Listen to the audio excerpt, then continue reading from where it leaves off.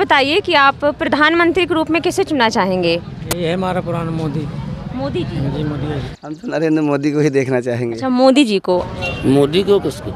मोदी जी को। आप 2024 में मतलब कि अगला प्रधानमंत्री किसे देखना चाहेंगे?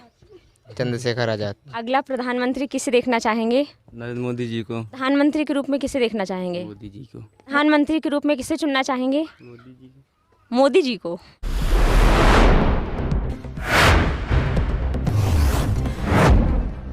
आप देख रहे हैं जन भारत टीवी।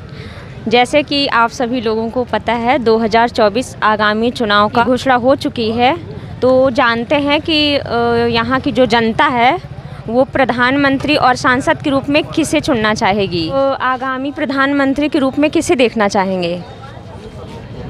मोदी को किसको? मोदी जी को। ये बताइए कि आप प्रधानमंत्री के रूप में किसे चुनना चाहेंगे?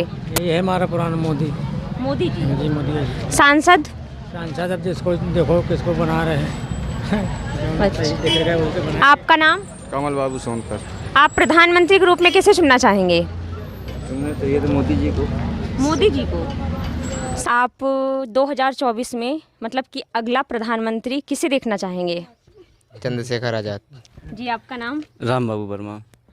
तो आप अगला प्रधानमंत्री किसे देखना चाहेंगे? नरेंद्र मोदी जी को। आप प्रधानमंत्री के रूप में किसे देखना चाहेंगे? बस मोदी विकास देखेंगे हमें। किसे? मोदी के दो। अच्छा। प्रधानमंत्री के रूप में किसे देखना चाहेंगे? मोदी जी को। मोदी जी को। प्रधानमंत्री के रूप में किसे चुनना चाहेंगे? मोदी जी को। मोदी जी को। तो आप किसे प्रधानमंत्री के रूप में देखना चाहेंगे?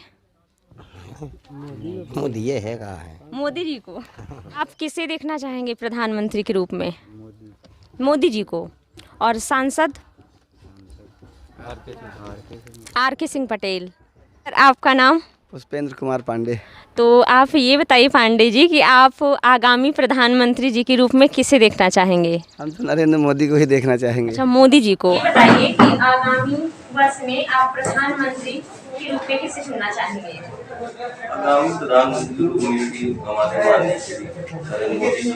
आप बताइए आप सांसद के रूप में किसे चुनना चाहेंगे?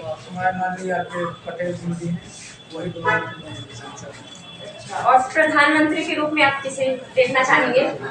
मोदी। 5 साल भैरव प्रसाद मिश्रा गोद में लेके रखा कटरा कलिंजर को। क्या किया भैरव प्रसाद मिश्रा ने? कुछ नहीं किया। तो यहाँ खाली वोट के लिए जनता है। 5 साल की जब चुन जाता है कोई नहीं पूछता कि तुम कहाँ रहते हो। कहते हैं कि हम 1 साल पाँव पड़ेंगे तो 5 साल पाँव पड़वाते हैं लोगों से। जबरदस्ती लोग को मजबूरी में पाँव पड़ना पड़ता है। मेरे घर में राजा से लेके पर्चा रहा, किसी प्रधान ने आज तक देखा आवास नहीं दिया। मैं किस प्रधान की गुण गाऊं? ना मेरे खेती है, ना बारी है, ना लड़के हैं, ना बच्चे हैं।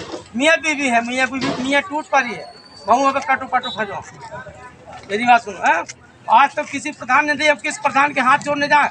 मेरे पास अगर 10,000 रुपया होता तो प्रधान को देता तो वो भी कॉलोनी दे देता। जिसके पैसे होते हैं उसी को प्रधान आवास कॉलोनी देते हैं। चाहे सचिव हो, चाहे सेक्रेटरी हो, चाहे लेखपाल हो, चाहे तहसीलदार हो। क्या उनको समझ में नहीं आ रहा? तहसीलदार साहब के, क्या एसडीएम साहब के समझ में नहीं आ रहा?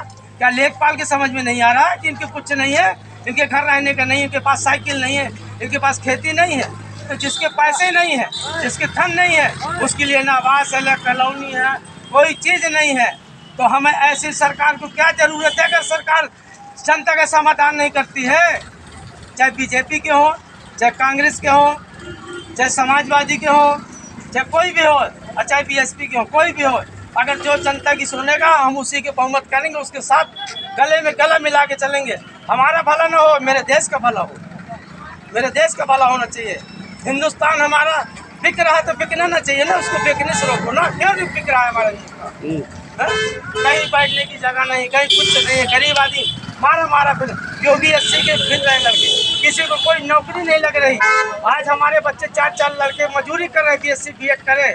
अगर हमारे पास 10-20 लाख रुपया हो तो मेरा बेटा भी एक नौकरी में चला जाता। एक हत्याकांड हुआ चित्रकूट में, मेरी गौर करके सुन लेना। एक लड़की ने रहा की चाही थी चित्रकूट में। वहाँ थाने गए, वहाँ उन्होंने FIR किया, FIR नहीं लिख रहे थे। फिर बड़े मुश्किल में FIR किया, FIR करने वाले निकल दिया। PM रिपोर्ट नहीं मिल रही। आज वो 50 लाख रुपया दे रहा है, दे दिया लड़का वाले के पिताजी ने। और लड़की वाला मूल पटक के रो रहा है चित्रकूट में, उसकी कोई सुनाई नहीं हो रही। लड़की नरदा की राजा सोनकर तो इसी तरीके अगर 50 लाख रुपये से देंगे तो रोज के कत्ल करते हैं तो न हमको पुलिस पकड़ेगी न कलेक्टर पकड़ेगा। तो हमारा निवेदन है माननीय प्रधान जी से, माननीय हमारे प्रधानमंत्री जी से, योगी आदित्यनाथ से, कहते हैं बेटी बचाओ। रोज की लड़कियां जा रही हैं, लड़के ऐश कर रहे हैं उनकी। अरे जो लड़की साथे गलत काम करता है उसको साले को जीवन का सजा करिए, उसको तड़का मारिए, उसको तड़का मारिए। आज हमारी बहनी बेटी हो चाहे किसी की बहनी बेटी हो, मैं कहता हूँ कि सबसे ज्यादा गुनाह है उसको पैसे लेते क्यों ना छोड़। जय भारत माता की, जय भारत, जय भारत।